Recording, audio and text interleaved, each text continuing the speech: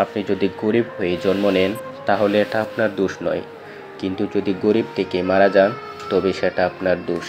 ব্যর্থ হওয়ার মানে হেরে যাওয়া নয়, ব্যর্থতা নতুন করে আবার শুরু করার প্রেরণা যোগায়। হাল ছেড়ে দেওয়া মানেই হেরে যাওয়া। মেধা থাকলেই তাকে মেধাবী বলা যায় না। মেধাবী হলো সেই, যার মেধা না থাকা সত্ত্বেও চেষ্টা দিয়ে নিজেকে এগিয়ে নিয়ে যায়। আপনি যে নতুন একটি কাজ হাতে নিয়েছেন তার উপর ভিত্তি করেই সত্যিকারের সিদ্ধান্তর মাপকাঠি ধরা হয়। যদি হাতে কোনো কাজ না থাকে তাহলে আপনি এখনও আপনার সত্যিকারের সিদ্ধান্ত গ্রহণ করতে পারেননি। জীবন চলার পথে বাধা আসতেই পারে, তাই বলে থেমে যাওয়া কোনো অবকাশ নেই। যেখানে বাধা আসবে সেখান থেকে আবার শুরু করতে হবে। একজন গর্বরতার মানুষ কথা বলে, একজন ভালো মানুষ ব্যাখ্যা করে, একজন ঊর্ধ্বতন মানুষ কাজ করে দেখায়, একজন সেরা মানুষ অন্যদেরকে প্রেরণা যোগায় যাতে তারা নিজেরাই কাজকে নিজের মতো করে দেখতে পারে। আপনার দর্শন ও স্বপ্নকে নিজের সন্তানের মতো লালন করুন, কারণ এগুলো আপনার চূড়ান্ত অর্জনের প্রতিচ্ছবি হয়ে উঠবে। পৃথিবীতে কোনো মেয়েই 6টা গাড়ির মালিক ছেড়ে সিক্স প্যাক ওলা ছেলেদের সাথে যাবে না। তাই জিমে যাওয়া বন্ধ করুন, কাজে যাও।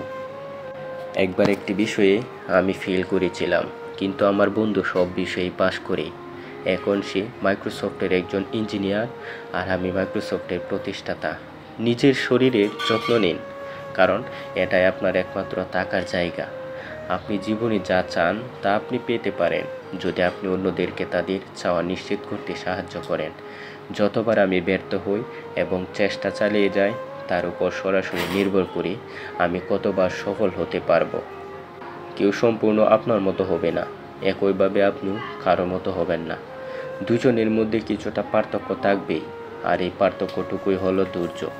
যদি আমাকে একটি সমস্যা সমাধানের জন্য 1 ঘন্টা বেঁধে দেওয়া হয়, আমি 55 মিনিট সমস্যাটাকে নিয়ে চিন্তা করি এবং বাকি 5 মিনিট সমাধানটা নিয়ে চিন্তা করি। দুঃসময়ে অন্ধকার কখনো আমাদের জীবনের সবচেয়ে উজ্জ্বল মুহূর্তটির দ্বার খুলে দেয়। কখনো হাল ছেড়ে দিও না। এখনকার এই দাঁতে দাঁত চেপে করা কষ্টগুলো তোমাকে বিজয়ের খেতাব দেবে সারা জীবনের জন্য।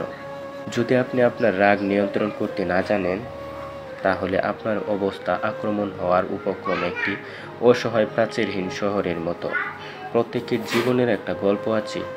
অতীতে ফিরে গিয়ে গল্পের শুরুটা কখনো পরিবর্তন করা সম্ভব নয়, কিন্তু কঠোর পরিশ্রমের মাধ্যমে তুমি গল্পের শেষটা চাইলেই নতুন করে সাজিয়ে তুলতে পারো। কখনো ভেঙে পড়ো না। পৃথিবীর যা কিছু হারিয়ে যায় অন্য কোনো রূপে সেটি ঠিকই আবার ফিরে আসে জীবনে।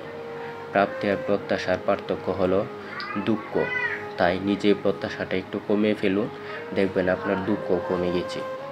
জীবনটাকে নতুন করে আবিষ্কার করার জন্য কখনো কখনো সব ছেড়ে চুরে হারিয়ে যেতে হয়।